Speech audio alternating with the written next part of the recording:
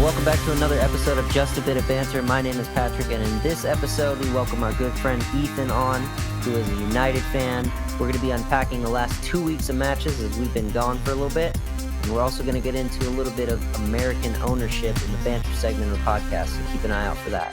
So with that, let's get into it. Hey everybody, post-record Patrick here. Just a little housekeeping. I forgot to mention in the episode, we're going to have George on, our good friends in the Hollywood Kid Packs, their next episode. I'll tag them below here. That episode should be dropping either the 8th or the 9th of November. So look out for that. Go give them some love. With that, let's get into the episode. Well, welcome back to another episode of Just a Bit of Banter. I am here. The whole gang is back, finally. The whole gang! The whole gang is back, and today we have a very special guest. We have Ethan, and Ethan, I give him great credit because he's jumping into the Lions Den here. Ethan is a Manchester United fan. Boo. So welcome. Welcome to the only team in Manchester. It's the only team in Manchester. No. But welcome to the podcast.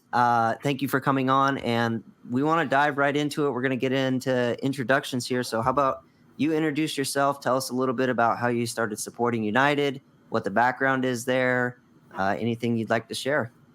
Cool, yeah. So as you guys know, my name's Ethan. Started supporting Manchester United basically since I was born. Started playing soccer. I actually lived in England for a few years, so I got to go to Old Trafford and see a few games like when we were good and consistent. But yeah, basically, you know, as long as I can remember, my dad was a fan, and it kind of just trickled down. So when we were there, we would go to games, and it was good times, but not so much recently. And it's For sure.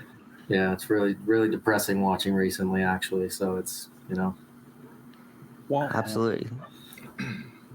Well, we'll make sure we jump all into that, and we'll make sure we cover your matches this weekend. I don't know if we'll go all the way back, but I'm sure there'll be plenty of shit talking between me and you. But I won't bring up the derby too much.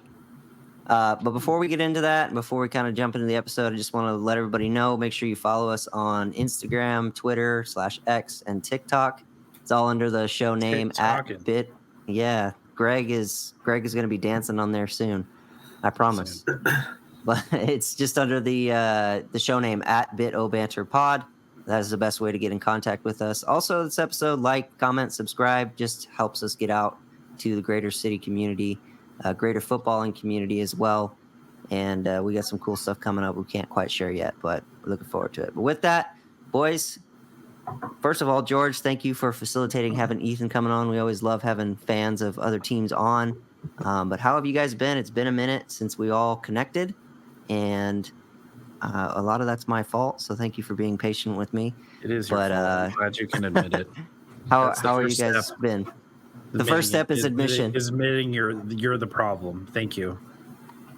Go ahead, George. How have you been? Oh man, I've been good, dude. Yeah, dude. The weekends always go by fast. With the kids, with their soccer going on.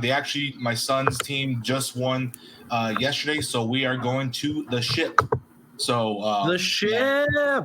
So yes, sir. Hey. And yeah, man. So it was good. It was a 5-2 victory. We played them maybe the second week we played them. We tied 3-3 our first time playing them, and now I had to motivate the kids this time and say, "Hey, dude, this is the time we tied. This is the team we tied against. So we have to pump it up a little more." And the kids are like, "Are you ready?" I said, "Yeah, are you ready?" Just getting them all pumped up. So yeah, man, it was cool. It's a bunch of 8 to 10-year-old kids. So does it work the same way with the points? Like if they draw, they each get 1 point? No, that's a good question. I don't. Well, this is recreational. I know they have competitive, but competitively, costs more, and it's like 46 weeks for this. 46 weeks. Oh, dude, it's like literally all recreational soccer as opposed to medical soccer. No, dude, it's like 40-something weeks that they do for competitive, and there's like 3-day practices, and oh yeah, dude, it's too intense, and especially with my life, and it's I don't know, that's too crazy. The lads out there on the pitch, huh? Well, good for you. What's his team called? They are the Bulldogs. Hey, They are the Bulldogs, and they. So the past, so we played 6 games. We played 7 games now, and we scored 5. So we've scored 57 goals, and yeah, I got some studs on the team. There you go. Okay. Oh yeah. So it's good. Daughter's team is a different story. My daughter plays really well. I just coaching thing, and it's recreational, and got some newbies, first timers, but I don't know. I think coaching, because I coach Ethan as well. I don't know if you know, but I do coach my son's team. Oh, I thought you meant this Ethan.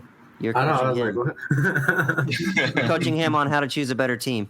Man, shots fired, man.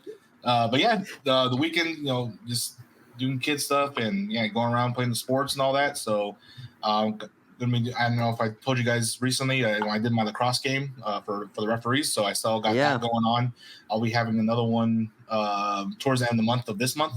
So man, it's gonna be pretty crazy. But other than that, referee. Yeah. So I'm doing. I do the death threats. I do the ALO. He chose a dangerous profession. Do you get death threats as a referee? Death threats, bro. Did we tell the story? Did we tell the story of the hockey ref? I feel like I've told that story before, George. I had like a weird obsession about a referee that was he was a ref at a hockey match. In you played hockey? No. This was the U of A.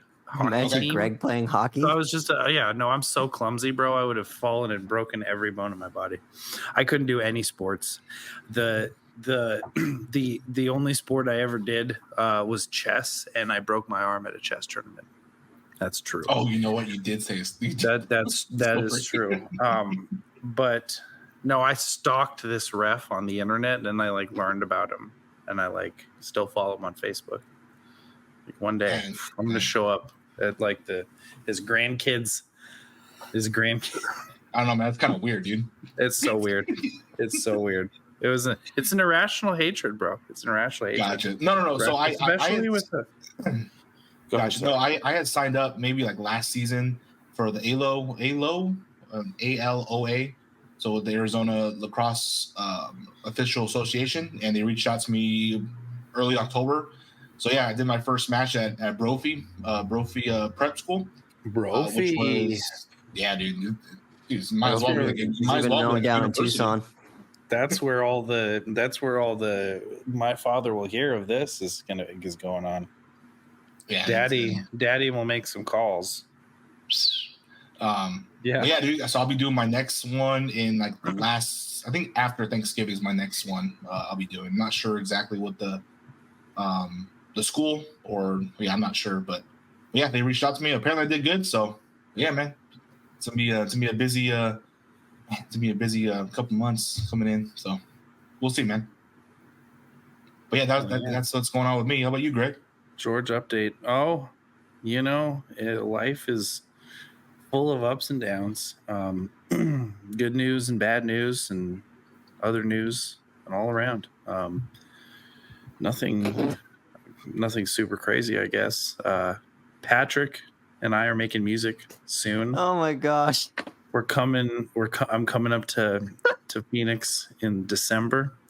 If any of you's listening out there, I want you all to back up and listen back to what Greg just said about how his life's going, because it's a lot of words and not a lot was said.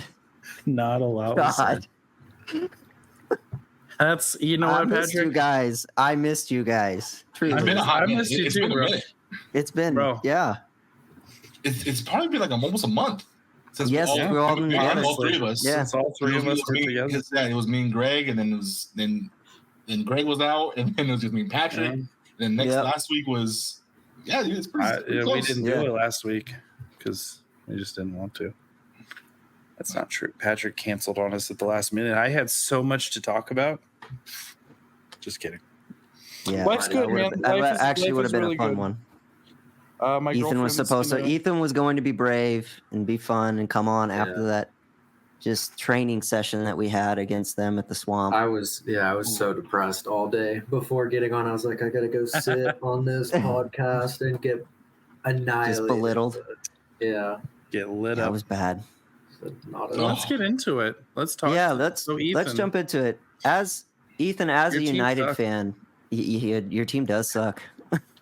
as a United mean- fan, how do you wake up every morning And look at yourself in the mirror, and just like not knowing that Bruno Fernandes, you have to choose between Anthony and Bruno Fernandes as players. It's difficult. I mean, like last season, we did good last season. So this season it's just like it's gone off the rails, and I don't know.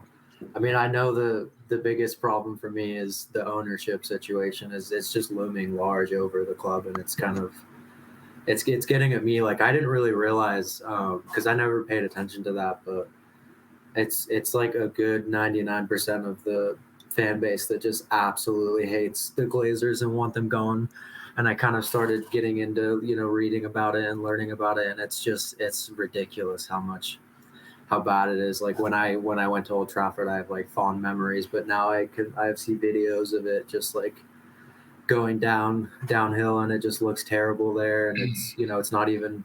I think there's a stat that it's not even in the top 10 being considered for the Euros or World Cup or something like that that's coming up. And it's just, we used to be winning trebles and winning the league every other year, and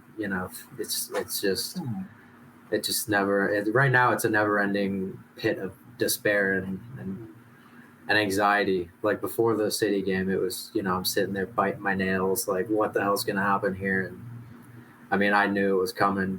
We had a few good chances in that game, but Yeah, mostly because we gifted him to you. We did everything we could to try and give you a chance to score. Well, VAR gifted you guys a penalty too, so it's no, that's a foul. That's a foul. You're just upset that it was called in the box, and I don't want to hear it because let's talk about the offside goal last year, which is a way worse call. Yeah, but then you could talk about your Kanji offside goal earlier this year, and then we had one literally this past weekend against Fulham that was.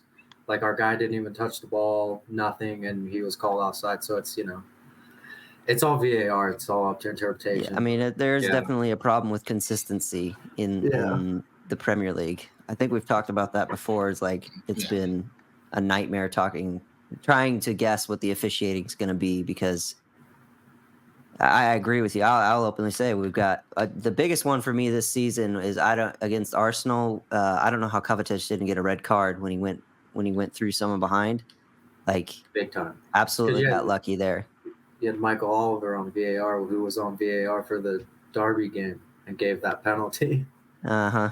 That's a foul. You don't want it to happen. By the rule of law, like I was a referee, that is a foul. But if they're gonna call that, then they're calling 10, 15 of those a game. So it's like, and they should. Then it'll stop happening. Yeah. No, I agree with you there. But they, and then the fact that it was like. You said we sat there everyone watching sat there for 5 minutes after. Oh, I know. They've got to like pick up the pace, and I don't understand. Like, literally everywhere else is using some version of like the AI they used at the World Cup, and the Premier League won't do it. The richest league in the world won't do it. Well, minus the Saudis, and it was a sore spot for me too because in the Arsenal game when we played Arsenal at the Emirates, and Højlund made his debut. There was the exact same foul that was made by Gabriel on Højlund in the box. Man hugged him, pulled him down, and it wasn't called, and they didn't go back. And it's just like, the consistency is the problem. So I definitely agree that consistency is a major problem when it comes to VAR that needs to be sorted out. Yeah. I don't know what the solution is, but I do think it has to be something automated. You saw it in the Newcastle game where, I think it's hilarious because anytime Arsenal start crying, I'm like, oh, quiet. You don't know what it is to be hated. Like, you guys are still the golden boys, and everybody wants you to win that league just so we're not doing it again. But I can definitely understand the frustration with it. I don't know what the solution is currently. There is no. I think there is no solution at this point. I I guess I have a question for you guys. Would you guys prefer VAR or would you rather go back to how it was with no VAR, nothing? Man, if it benefits me, then I'm doing VAR. 100%. That's everyone will say that. Yeah. Now, if it's against me, I don't know, man. I think that I don't really know what VAR is. Is it like the virtual assistant something or another? Referee, Something yeah. like that? Referee. Okay. I think that they should fucking do away with it, because if they're gonna hold it to that sort of standard, that's a machine. It's a person. The person can't possibly be held to this impossible standard. Let it definitely do away with it. Let it go back to the way it was. It's never going to be perfect. They use all these crazy AI and statistics and all of this freaking numbers to somehow improve the game, but all it does is just take away the human element of it, which is the most important part of it, which is the one thing that you can't do away with. Like you can, set up robots and make them look like they're playing football, but like it's not people. So right. I say down with it. Down with VAR. I think VAR is overall a good thing. I just don't.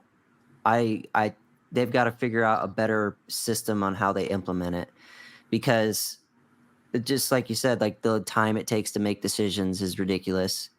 The inconsistency in what they do and don't check. I mean, we've already seen multiple times this season. The biggest one is, what was the one? The Simon Hooper. He got demoted. Actually, he just recently is going back down to the championship for that. What game was that? Where that happened? Let's see what it was. It was the Wolves. I want to say it was the Wolves game. That's right. It was Wolves somebody. Newcastle. Yeah, and they had that whole debacle. So I think personally it can be a good thing, and it just needs to be improved with changes to the rules that already exist. Offside, handball, and I mean, I guess what they do call as a penalty could be one as well, because that gets some inconsistent calls for sure. I think offside for me is tough, because when it's those real tight ones where we saw early adaptation of VAR where it's like a toenail is offside, yeah, letter of the law, it's offside. But come on, if VAR is not there, then it's a goal, and I think they should favor those goals. Maybe they need to give more of a leeway, or like, I don't know. Did they change it recently? Like if your shoulder or whatever is offside, they still call that? Because I feel like I haven't seen those as much recently. I feel like I thought they announced that, but they're gonna play in effect to the next season about going forward with it. Yeah, I think it's either one or the other. You can't you can't have it a little bit. You have to either do it or you can't do it at all. Yeah, I know it's tough.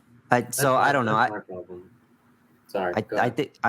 No, it's okay. I think it is overall a good thing, because there are some like blatant things that things just get missed in the heat of the moment. And in a big game, if something really is a handball, then yeah, you want to call that off and you want to be fair.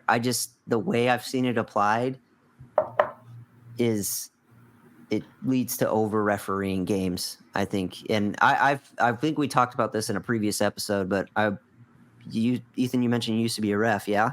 Yeah. So the question I wanted to ask, because I asked this to the guys here, is do you think, in my opinion, I've seen refs not control games very well at all this season. And they've, since the introduction of VAR, have lost less and less control over the game. And I wanted to pose the question to you is, do you think referees don't control the game very well anymore? I mean, I think so, yeah. The Newcastle and Arsenal game was completely out of control. There's the Bruno Guimaraes, he should have been gone twice. Mm-hmm. And those are straight reds, and they didn't even, so I think the big problem is the reliance and depending on VAR to the guys in the air saying you need to come look at this or it's all good. They don't have. I mean, it's not that they don't have it. It's just they don't want to make the call, because if it's wrong, then they're gonna then it makes them look bad, I guess. is like a human nature thing, I would say. But I think, it's, it should be solely on the ref to control a game. And ever since the VAR has been implemented, it can get out of hand really quickly. And then adding on to that, the inconsistency of VAR, like with the Bruno Guimaraes fouls this weekend, it's like, it's out of control. Like, there's no consistency with what, the VAR is seeing. And the letter of the law says that putting your hand up to someone's throat, any part of your arm on someone's throat, it's a violent conduct, red card, you're done. And he did it twice, and it's just like, so and it was missed, and then they didn't call it on. It's out of control, I think, for sure. Okay. Well, then the next question I would have for you, Ethan, and kind of moving into breaking down the games that we had this weekend, but more specifically, just because we haven't had a United fan on the channel yet, is how do you feel? I mean, it's kind of an obvious question, but how do you feel like your season has gone? Because you had mentioned when you were talking about things being bad at the club and ending last season very well. When we went into our early predictions in the summertime, I thought the same thing. I think, didn't I have him finishing second this year? I think we all had him in the top four. Top four. You guys, I think we all had him up. You had a lot of promise, and I thought Ten Hag was going to do better than he did, I guess. So, from a United perspective, how would you summarize your season so far? And I guess leading into the next question is how, if you want to break down your match, you played Fulham this weekend, didn't you? Yeah. If you want to break down your match against Fulham, I mean, I know Fernandez had to bail you out at the end, but I didn't watch it just because I don't. It's just one of the penalties, dude. You guys are kind of irrelevant to me.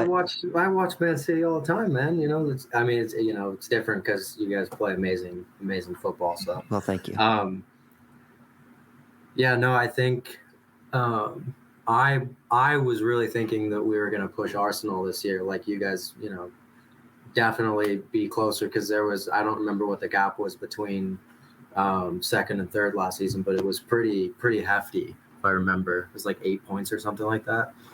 I really thought that we were going to make strides. And I think the biggest misconception I think that people have is that it's the manager's fault, when I don't think it is, because of all of the ownership issues going on. And if you look at our transfer window, I know he made some stupid decisions by, getting rid of De Gea, who got the Golden Glove, and then bringing in Onana, and then buying Mount, which is just like, the hell are you doing, man? We don't need that at the moment. We haven't, but then from then we knew the budget, and he spent it. And then, you're buying Sofian Amrabat on loan. You can't even afford to pay for him, and the owners can't afford to pay for him. And he wanted McTominay, Maguire, all of these players. Fred, who was still here last season, he wanted them gone, and he got one of them gone, which was Fred, who wasn't he one of your best players? That's what I'm saying. It's like, he's not like one of our best players, but he was always a decent 6 or 7 on the pitch, and he always gave the effort, and he would always run. Whereas there's lots of players on the team, when things aren't going their way, heads drop, and it gets, like Liverpool last season at Anfield, it's 7-0, like just destroyed. They just and wrecked us. But yeah, I think a lot of the media problem is the misconception that it's on the manager, because he's being given false hope that we're going to buy in the transfer window, we're going to do away with all the deadwood from Mourinho, Solskjaer, Van Gaal, players that are still here. That just, why are they still here? It's a combination of 4 different managers' ideologies, and I just think that it just keeps going on, and and that's what I was saying when I started reading about the Glazers. It goes more and more about it's more and more like it's a top problem, and it filters all the way through, trickles down through the bottom, and now we're starting to see on the pitch the bad results. So yeah, it's ridiculous. And then Jim Ratcliffe is coming in now when the Glazers could have each gotten $1 billion out of the club and just walked away, and that's what I think the money need. they've already taken out of it too. Yeah, it's a poorly run club, which is like if you look at like Brighton and Man City from top to bottom, they're run phenomenally, and it shows. Like Brighton, they don't have the capital to make all these massive moves, but they know what they want to do. They know their ideology. They stick with it. It's not, let's change a manager every 2 years and hope to God that they can give us what we want with what, it's all an ideology thing and the ownership attention on the club and how it's run, and it's poorly ran at the end of the day. Yeah, well, you kind of are preempting what we wanted to get into the banter segment, but this is a great place for it. So what we wanted to talk about in the banter segment this episode was actually about ownership, and specifically, I find it interesting that George's club as well has, in my opinion, has this problem. You guys both have American ownership, don't you? I mean, the Glazers. Yeah. So with Todd Bowley over, to take the heat off you for a second, Ethan, because I do think the Glazers are a massive problem at United, and putting my blue tinted glasses aside for a second and just trying to step back from a footballing fan perspective, I do really think it's terrible what they've done in terms of sucking money out of the community there in order to line their own pockets. I mean, I don't know what the dollar amount is at this point, but haven't they take something close to $500 million out of the club? Yeah, it's a lot. And then there's, almost $1 billion in debt, which is just like. Right. And then, again, how long have they owned the club? I think it's almost 20 years now, I think. For a while now. So Malcolm Glazer, who is the Glazers, like the family's father, did a leveraged buyout, which he basically loaded debt onto the club to buy the club, and listed it on the New York Stock Exchange. And then he passed away, and forgive me, but his filthy, like blood-sucking, money-sucking children went and said, let's just suck money out of the club, which is what they've been doing. So the children, I think there's 6 of them. They're all part owners of the club and have majority ownership of the club, and all they do is suck and suck and suck and take, dividends and all this money out of the club. And it's, Dang. Where does this money come from? Ticket sales and merchandise sales? Just success. Yeah, it's the biggest. I think money-wise, advertising and everything, we're the biggest club in the world. The You're largest up there fan base. Maybe just behind Real Madrid. Yeah, we're top 3 for sure. Yeah. And all the money is they only care about PR, public relations. That's all they care about. We lose 3-0 and it's against Man City, and it's the end of the world to the fans, but they put a positive spin on it somehow and push that down people's throats. It's really demoralizing. Damn.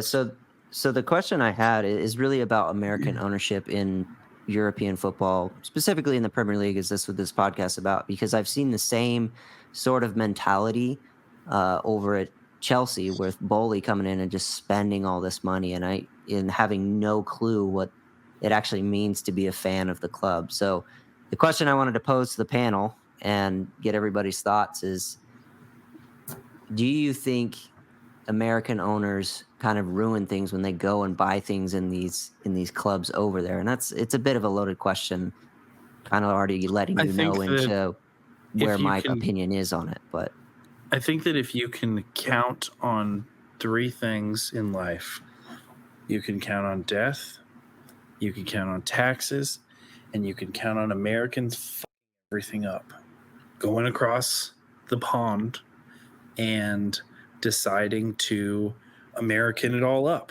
And it doesn't work quite like that.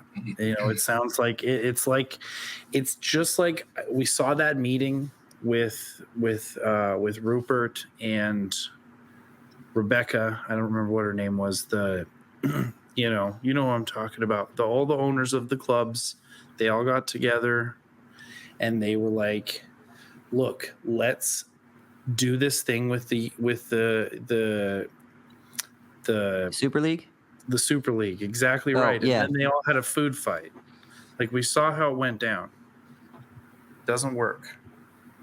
It's about the game. And that's part, you know what? If they keep grubbing for money, it will become like the NFL. And I'll tell you what, ever since I started this podcast, Ethan, you don't know this, but I'm just started watching football this year. Like, I'm not like a longtime Brighton fan.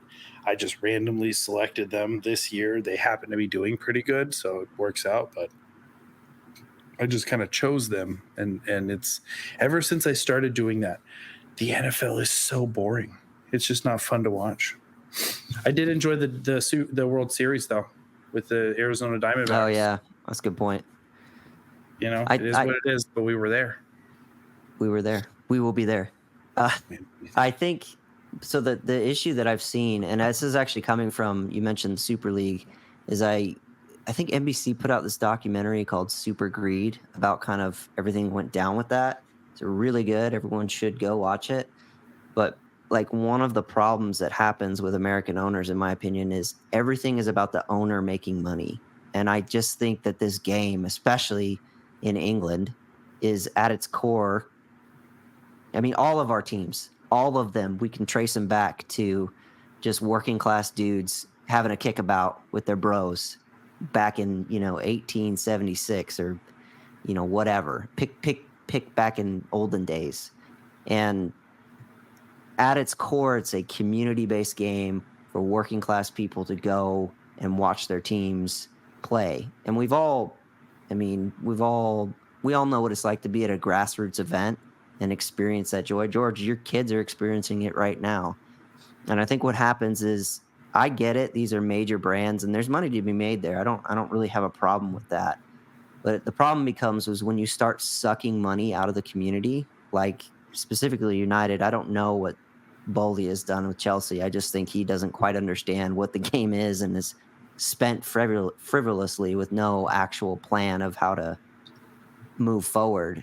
But I find it interesting that it's always an American owner that kind of gets their greedy little fingers into these clubs and starts sucking money out of them. I think Arsenal went through something like that as well with Kroenke. But they just recently... sounds like it with a name like Kroenke. Well, he's the same owner of the Rams. Oh, yeah. They are doing terrible, too. So yeah, the Glazers own the Buccaneers. Oh, do they? I didn't know that. Yeah, and that's so the Super League, the premise was to take all of the top teams in Europe and put them in a league where they don't have to qualify, they don't have to do anything, which is exactly what the NFL and most American sports leagues are. There's no demotion, there's no qualifying for things. It's like I agree. I think football, like I don't watch football, American football. It's because it's just like every year the same, 32 teams over and over and over again, and it's a bit stale. So whereas this has the excitement of you have to finish in a certain spot to get Champions League. If you finish in the bottom of the league, you're getting demoted down to the other league. 3 teams come up. Like, there's so many moving parts and the Glazers wanted the Super League, which is let's extract as much money as we can and put ourselves with these upper echelon teams, even though we suck. We don't care as long Tottenham as was going to be there too, and they haven't won shit. Yeah, exactly. I mean, at least Brighton did. I don't know if Brighton has a European trophy in their history, but at least Brighton's doing well, and the rest of us they're doing well this year. Something. That's all that I can speak to. Is this year? They are doing well this year. But George, sorry you haven't shared your thoughts on it, so I want to open it up to you. No, man, I'm just taking it all in, man. But I hate to say this, dude, because as an American, that's why a lot of people hate us. We're just greedy, and we suck up all that stuff in there. And I've talked about this before. Is that some of these things, these ownership people who all you gotta do is make a phone call and say, hey, Greg, why don't you throw this game? We're going to get a lot of money with the shows and stocks and all that stuff. And I don't know. I don't like it. And it sucks as us fans. You obviously want to see your team win, and then to go on a podcast and start shooting the shit at each other and just saying, hey, my team's better than yours. But in actuality, there's a game plan already going on. They already know who's going to win. I don't know, man. I just see that in the future, seeing that a lot, because it's just money driven and us, and I don't know. It's going to be tough. And yeah, American ownership, that's why a lot of people just don't like us. That's just my opinion. Just wish Chelsea would start winning, though. But we're going to win tomorrow, so that's good. I hope you win tomorrow. That'd be great if you guys win tomorrow. Oh, yeah, it would be good for you, huh? Fantastic. You go ahead and take 3 points off Spurs for me. Come on, we know City are going to win the league this year. Let's not. Yeah, we're going to win the league this year. Yeah. It's dude, you better stop. Pump the brakes, dude. He ain't going to win the league. No. I don't think so. I think Doku and with Ed. You think Spurs are going to stay at the top for 38 games? Yeah, once we hit that, February through May crunch time, City just go win. Arsenal saw it last season. Yep. They just, they weren't necessarily playing well, but they manage if in difficult games, good teams win, and City are one of those teams that are coached by the best coach in the world. So we're in a better position than we were even last year, and we won the treble last year. This is your episode reminder that City won the treble last year. I disagree with being in a better position. I think than we were last year. Yeah, I think so. Yeah. After 11 games. Oh, in terms of points, I was talking about season outlook and repeating that success. Oh yeah.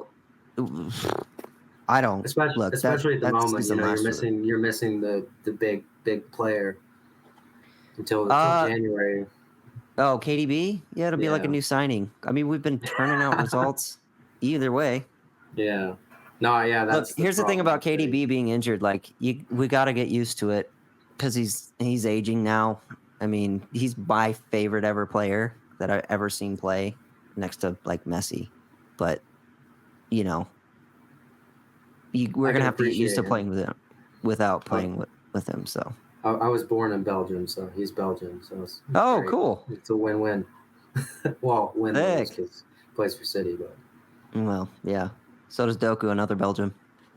Yeah. Which, speaking of, 4 assists this weekend. 4 assists and a goal. Really should be 2 goals, but it just knocks off Akanji because he's there. Dude, Doku's bad, dude. Bro, I'm telling you, he's so exciting to watch. I know it's just Bournemouth, and we always kill Bournemouth. I get it. I understand, but you got to be what's in front of you, and it was so fun to watch. I'm never going to get tired of watching a 6-goal victory, a 5-goal, because we played our B school. We played Calvin Phillips, therefore they scored a goal on us. I don't know. He was simply just amazing on this 10 out of 10. 10 out of 10 performance. Yeah, I think they gave like a 9.1 or something. They gave him like a 9. I don't know where I saw it from.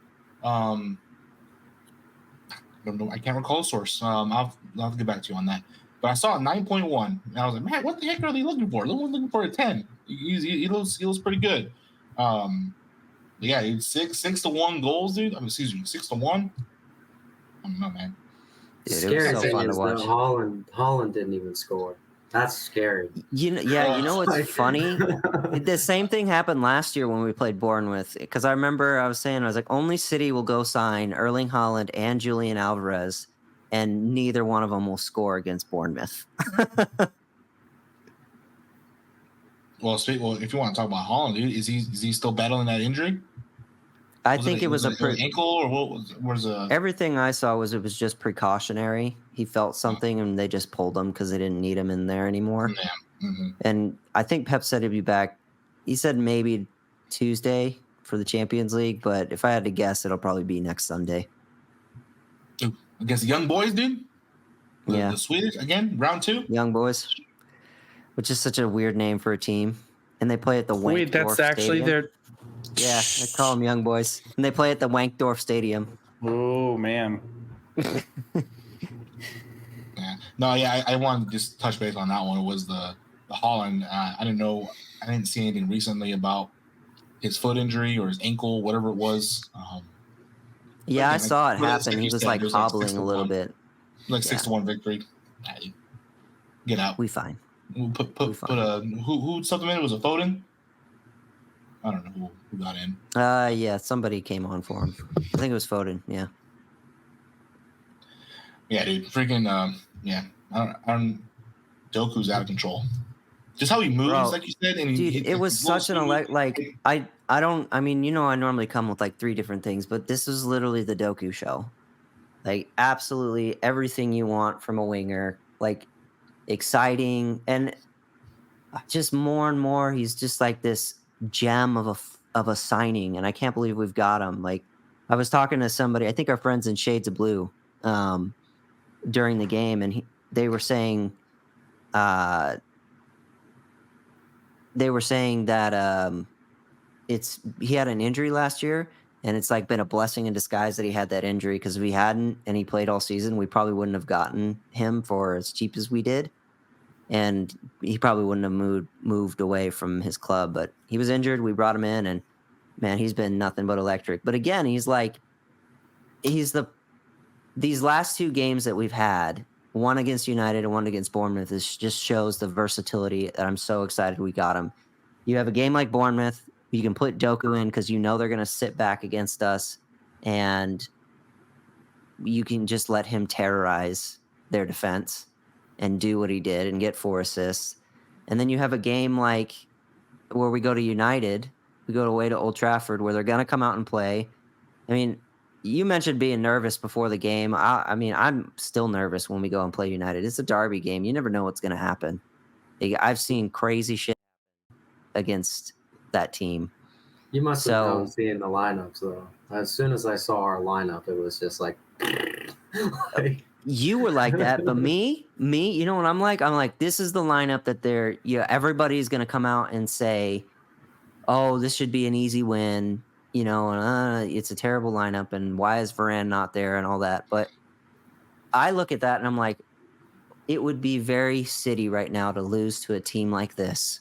This is exactly the team you should put out to beat us, because everybody's not going to take them seriously. You're going to get some counterattacking chance. It'll be your only shot on target, and you'll win by 1-0. And I've just seen that happen too many times. So I'm nervous every time. But that second half performance, man, you also mentioned like mentality and heads dropping. You got I don't know what it is, but you just your heads drop. There's it comes a point in a game where your heads drop and all your players looks like they give up. Yeah, the penalty was because penalty aside though, that whole second half you guys were not winning that game. No, I agree, but that penalty was the turning point, because when City go up, the odds on that they're going to win that game is 99%, because they don't, most of the time, City aren't going to, they're not going to, if they're going to concede, they're going to score 3 to make up for that concession. So it was, as soon as the penalty and sitting there for 5 minutes happened, I'm sitting there and I'm just like, I'm screaming at the TV, like, why is this being reached for? Like, and again, I'm sitting there screaming, like, this happens 15 times a game. Like, there was one in the second half, and Holland, Maguire's got like picking him up and throwing him up. That's penalty, but they don't call it. Yeah, So, it's a good point. That's a more nailed on penalty than the one that Rodri got. I totally agree with you. That one, I'm like, you fouled him, Maguire, and I freaking hate Maguire, and he needs to piss off. But, I was sitting there and I'm yelling at the screen again. I'm like, why are you not calling that? Like, yeah, no, you're going to call ridiculous. One where Rodri's not even going to get to the ball, and it is a penalty, but it happens 15 times a game, and it's then it becomes 8-7 because it happens so much, and yeah. But let's talk about more brighter things for you. you did get the win against Fulham this weekend. How'd you guys do? I didn't watch the match, so how'd you guys do? What would you have changed? Bruno Fernandes saved you, which that goal was such a united goal. It's very scrappy, but So, I mean, we had one early on that was ruled off for offside. oh really? Yeah. Sorry there was again, I it didn't was watch the match, so free kick, and McTominay ended up putting it in, and Maguire was standing in front of the ball, and then moved out of the way, which is what I was wow. going back to with the Akanji goal that you got, or not the Akanji goal, but I don't remember who you were playing against, but it was shot from outside the box, and Akanji's standing in front of the goalkeeper, and then he just I know the one hits you're it, talking like, about. yeah, and I'm just sitting there like, again with the inconsistency, like our player didn't touch the ball, so why is it, why is City being given the goal weeks ago, and it's being taken away from us, and with how we're playing, I'm like, this just we're going to go on and lose this game because of this. Our heads are going to drop because it's gone against us. And, in the end, I watched, the goal was just like his Moments FC, Moments Football Club. One Seriously? moment. It's like against Burnley when Fernandez had that amazing strike a few weeks ago and we won 1-0 away from home. It's just, it all came down to one moment, and that's, like you were saying earlier, it never gets old watching a 6-1 win. It gets so tiring and old watching 1-0 wins. And I miss the, we go and smash a team 4 or 5-0. That just doesn't happen anymore. And it's, yeah, it was scrappy. I really did think that we were going to win because we had to. And at the end of the day, I think it shows the players that are important to Ten Hag pulled through for him at the end of the day. And would you give Ten Hag the end of the season? I would. I mean, yeah. I think if we could do away with the current owners and get demoted to the National League and have to rebuild up, I would take it. I would do it. Ooh. Snap of a finger. I think it's, again, like I said, it's not Ten Hag. There's been reports of, ever since this ownership thing, it's looming in the whole club from top to bottom. And there's been reports of people that work in the club that have seen how Ten Hag was and how he is now. And it's, night and day difference. And like another thing that I noticed is when we had Ralph Rangnick, was it last or 2 seasons ago? Yeah, something. He was like interim or whatever. Yeah, he gave a list of players, and he was very honest with the media. He said they need open heart surgery. Yeah, he was right. He was right. He was right, and he gave a list of players, and I think like 4 or 5 of those players, Julian Alvarez, Erling Haaland, now play for you, and they were all on this list, and he said, go and get these players now. They're going to be great, and then the Glazers or whoever didn't like how he was speaking to the media. And they got rid of his director of football role. He's now the Austrian head coach. Like, it all got ripped away. And I think that if you look at last season, how Ten Hag was speaking to the media, he's very honest about how, what the situation is, and just speaking about how we can't play the kind of football that he wants to play, and just honesty. But then if you look at him this season, the beginning of the season, it's almost like, he's speaking to the Glazers and he has to sugarcoat things, and he can't express himself. He got pulled aside. Yeah, and they got pulled aside. Yeah, and I think 100% he did. I think he gave an interview recently where he was very honest, and I don't think it went down well. He said, they asked, why aren't you playing the kind of football that you did with Ajax when you were winning the Eredivisie semifinals of the Champions League? And he just said, we don't have the players. The players that I have can't play this style of football.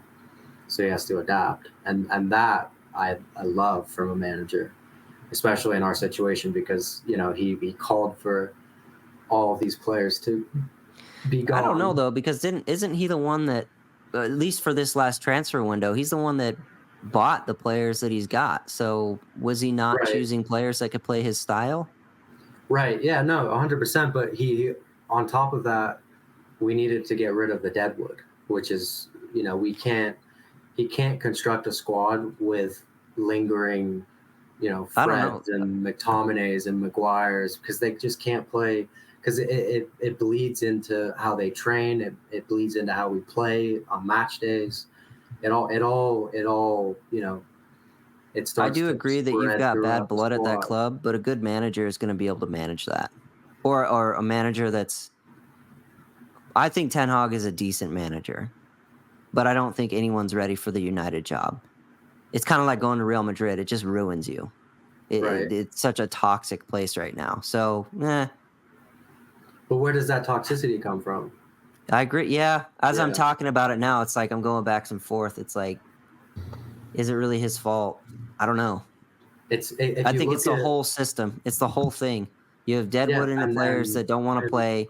You have terrible ownership. You got a subpar manager. Like, I don't think I just think he hasn't been. He's not.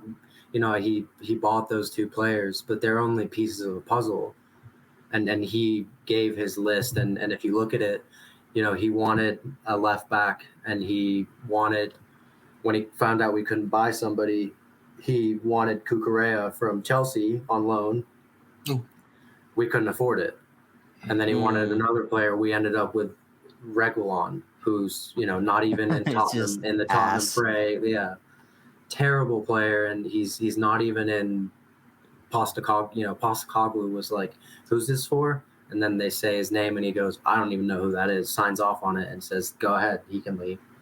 So it's like, and then Amrabat. I know he's a decent player, but he's not. He's not Premier League level. Yeah, he wanted Frankie De Jong, but we couldn't afford him. We couldn't pull him away from Barcelona. And we ended up with another loan deal because we just couldn't afford it. And that, financial fair play is how much you pay people. And if you clear those players, like McTominay, who makes like ridiculous amounts of money for how good of a player, it all boils down to the ownership and how the club is run from top to bottom. And it all trickles down at the end of the day, in my opinion. For sure. So final question for you regarding United, and then we'll get into, I want to move on to George and Greg to cover their matches. But I got to ask, I have to ask every United fan this. Do you think what Ronaldo did, and I know we're going back to last season, but it kind of all carries along with what we're talking about with Ten Hag, is, do you agree with what Ronaldo did last season in terms of calling out the Glazers and all of that? Like, where do you stand on that? I think he went behind the back of the club to give an interview with Piers Morgan. And if Sir Alex Ferguson is the manager at that time, he doesn't see another minute on the pitch. And I think at the end of the day, Ronaldo was always an amazing player for us. And he had an amazing season the year before, and he scored like 21 goals or something like that, which as a 36-year-old in the Premier League, it's ridiculous. I'll always have a special place in my heart for him. But I think that at the end of the day, it was a good decision to say, part ways and let him go his own way. And I think, we're seeing it with Jadon Sancho right now. He's come out and said, "I'm scapegoat. Like I'm not the problem." And Ten Hag said, "You're not playing until you apologize." And he won't apologize. It's a player power thing, and it runs very, very high at the club. And it's difficult to. I think the Jadon Sancho thing, he can. It sucks that we bought him for as much as we did, but just go. Yeah, I mean, he was great at Dortmund. He was worth the price, I think, because he did look great. It's just attitude problems. We had the same thing with him when he was in our academy. So. Yeah, I know. I'm sure there's a reason that Guardiola said, "Go ahead, he can leave. I don't care," and it's showing now, because it's like, he had 3 months off last season because his head wasn't right, which is completely fair. Like, give that time to him, but then he's coming back and he's not performing. He's saying he's happy and he's not putting in performances, and then he goes and does, they give an interview and say he's not in the squad because he didn't train well, and then he goes and posts on social media saying, "I'm not the problem." But it's like, well, clearly you are, because the manager is not selecting you. Right. So how do you it's a character test right there. How do you respond to adversity? And he responded the wrong way. And I think a prime example of that of responding the right way is Aaron Wan-Bissaka. Ten Hag wanted him to go, and he didn't play. Delo played all season last season, and then World Cup happened, and after the World Cup, he was given a chance. He took that chance. He ran. And now he's he makes it difficult for Delo to even get on the team, and you can see he's improving. He's not good offensively, but he's getting better, and he's putting in that work. And he dealt with the manager saying you're not good enough, and he said, "Well, I'm going to show you," and he has so far, and I think he keeps improving. So for sure. Interesting. All right, you two. Go ahead, George. I want to hear about Chelsea. Oh, Chelsea! Wow, man, we don't play till tomorrow, man. But we're gonna win. You lost against Brentford, though. I tried to give you that win. That's you know what? I can't be too harsh. Yeah, but it's the only thing you got to talk about right now. It's the past. It's okay. You're just taking the L. But come tomorrow, we're gonna play. It's gonna be good. I'll tell you. It is better than the last 2 weeks at Brighton. They've drawn. They haven't not gotten. They've still gotten a point, but like, it's just not been the business. And against the Everton Toffees. Oh yeah, I can't believe. Hold on. I think it's because you guys got some injuries right now. Yeah, you guys don't have. We have some injuries, and they've been. Solly March is a big loss for you. Yeah, that's a big loss for us. And we still had Matoma. Matoma was still out there handling business. He had the one goal that we had was like this weird deflection curveball. Yeah, it just happened to go in there, and it was. It was a goal, and that's all what we needed. But we needed one more of those. Yeah, I think mainly is about that the March and Welbeck. Yeah. The tough one is those two top dogs right now is out right now. So yeah, I'm not sure. Well, I know March is out for the rest. Is he out for the season? Do you guys know anyone? I don't know. I can look it up. I thought he was out for a while because I think it was a knee injury, and then Welbeck. I'm not sure. I think it was his big loss though.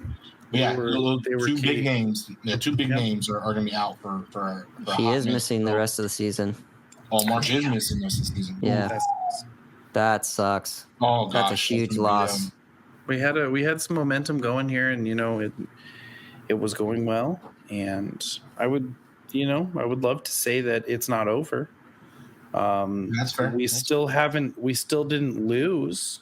The last two games we still haven't lost, so that's something to say. But yeah, with these injuries, man, it's gonna be an uphill battle for old Brighton, for the Hove and for Brighton and Hove, the Albion. So what do you think you'll end up at the end of the season? I know we're still gonna win the league. Look, I know we're still gonna win the league. We're gonna be number one. It's just gonna be a lot more difficult. I feel bad for Danny Matoma. You're just trying to make it challenging. Matoma? I think it's Danny. Carew. I wasn't even close. I wasn't even fucking You've got close. Danny Welbeck on your mind. Yeah, Danny Welbeck.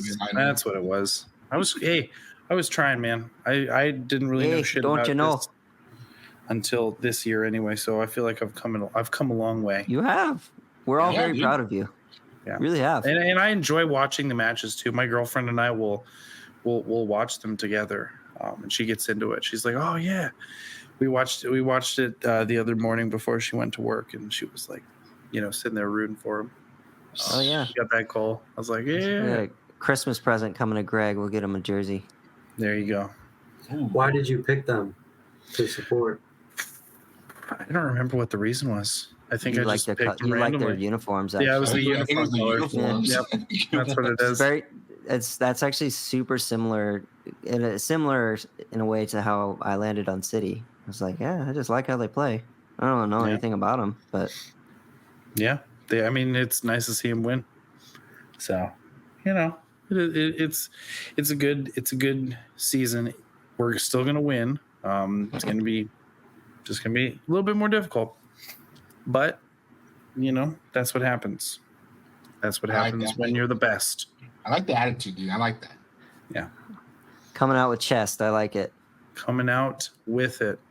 So, I mean, yeah, that was my recap of my game. George's games tomorrow. We talked about the Fulham game. Patrick, I think that leaves you, buddy. What happened today, or what happened this weekend with your team? Well, we kind of got into it a little bit because we talked about Doku. It was the Doku show. 6-1. Yeah. And the only reason they scored is like I said earlier, we brought on Calvin Phillips, and they literally reshuffled the entire back line, and yeah, they got a counterattack. It's You're well, I think we were like 4 goals up when they scored, so it's like, what are you gonna do? It's good afternoon. I think the main thing is next week, Patrick. I have you next week, don't I? You know who you got, right? All the pressure's on you guys, dude. We're expected to lose, dude. No, do we play you away or at home? Away. Say it one more time. We're at the bridge. You're right. They can't score at the bridge anyway, so of course Chelsea are going to score at the bridge when we play them. Dude, see, I like how he does this, dude. It's like this reverse psychology kind of thing, and this is what happens to City. All the look. Here's what's going to happen with the media coverage of this Chelsea City game.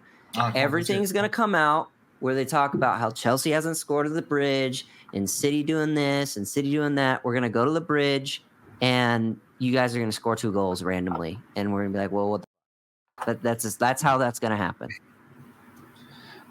Dude, you better stop it, dude. It'll be interesting to see that game because Chelsea are a good possession-based team. They just can't convert. So it'd be interesting to see how the game is played. But obviously, Bowley's gone and spent freaking who knows how much. What is he at now? Like George knows.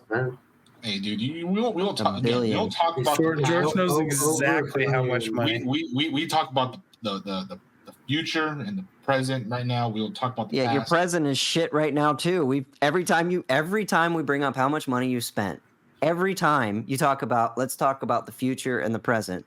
Where are you going with the future? Where are we going with the future? You guys don't have a plan. You have less of a plan than United does, and the present ain't looking very good either. Yeah. So, what do you think's missing from the Chelsea team? We need Coke. About another $1 billion. We need a striker. We need to cut our losses. Yeah, you gotta get. Yeah, you need probably spend some more money. Spend a little bit more, but we need that discounted rate, though. Bro, they need to come for like a 2-for-1 kind of thing. You're like buy one get one 50% off. Like, come on, bro. Cut us some slack. I mean, it's halfway through the season. Doesn't that like get you some sort of discount? Like, I feel like if you don't play the whole season, you don't get all the money. I don't know. See, the problem is teams know Chelsea have money, so they jack up their prices. Do they? No, I guarantee you that happens. Yeah, it's no different than when like a player is like hyped up. They'll like Real Madrid or City or even United sometimes get thrown in the mix that they want to go there so that the transfer price gets jacked up. Happens all the time. Yeah, it's called inflation. Inflation's a real big. Mm-hmm. Surprised that Chelsea didn't buy Osimhen. I think it's Victor Osimhen like it trying from Napoli. I think if they were going to buy anyone this past summer transfer window, it would have been him. And spend, because they already spent so much money. But you got, you don't have a number 9. You got freaking Nicholas Jackson, who I'd never even heard of before this season. And he's clearly, Pochettino says, he's going to be the best striker in the world and amazing, but he needs a few more years to develop. Look, Chelsea just needs to hire Dwayne "The Rock" Johnson to come down and set it up. Who's that? Dude? And that he's going to fix the franchise, bro. That's what he does. No, dude, he's already involved with XFL, dude. Dude, he's doing everything.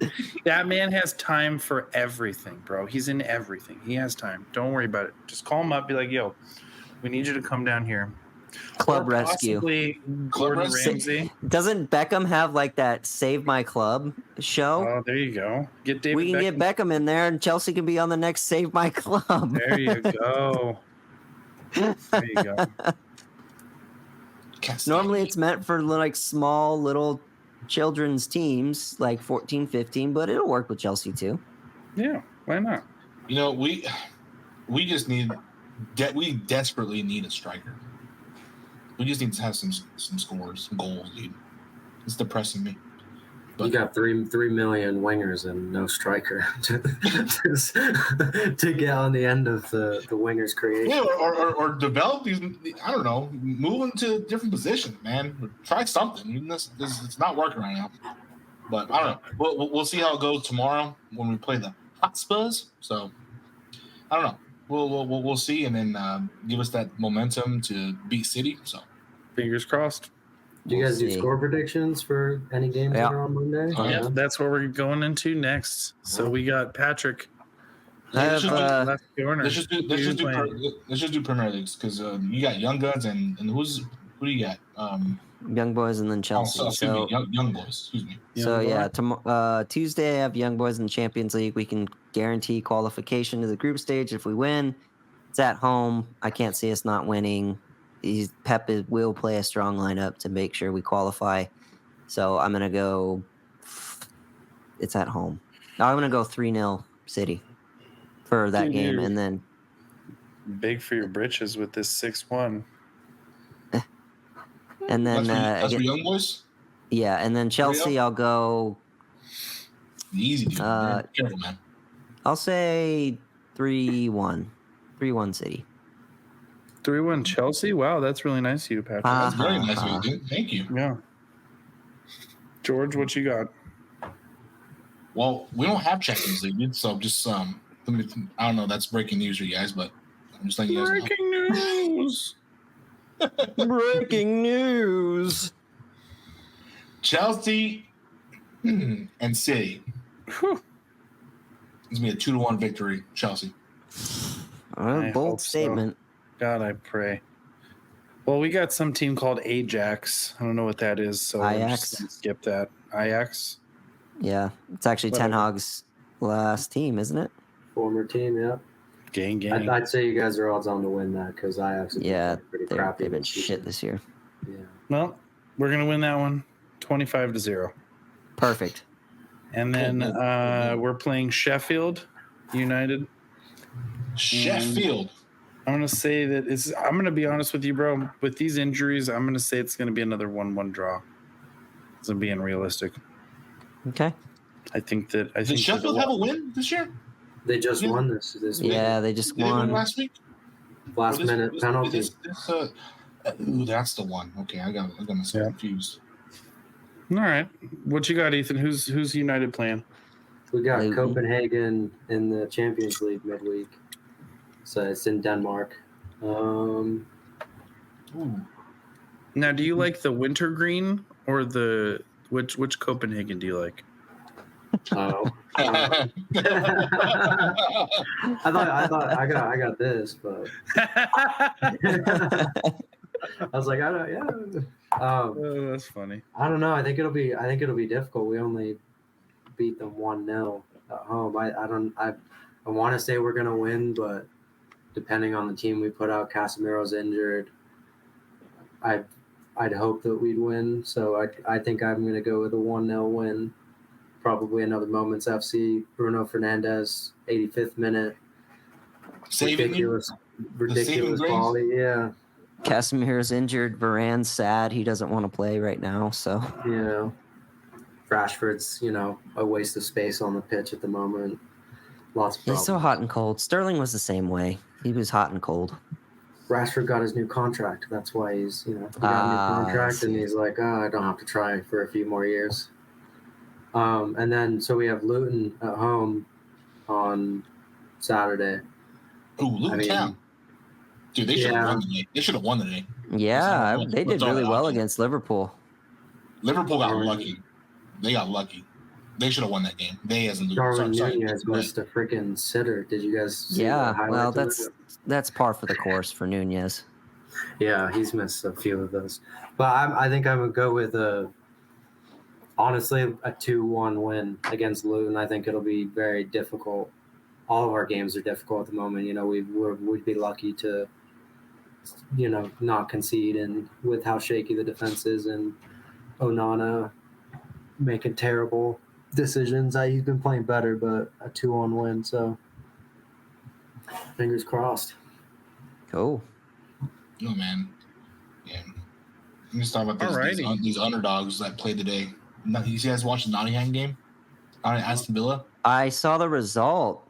I thought Villa was Dude. going to keep on their run, but I was surprised. No, I just want to throw that in there with Luton Town. This is why we love the Premier League. This is exactly why we love the Premier League. Like, you can have a nailed on. It's gonna be Villa are gonna keep on their run, and then Forest pops up, like bottom of the table Forest, and just pretty good this win.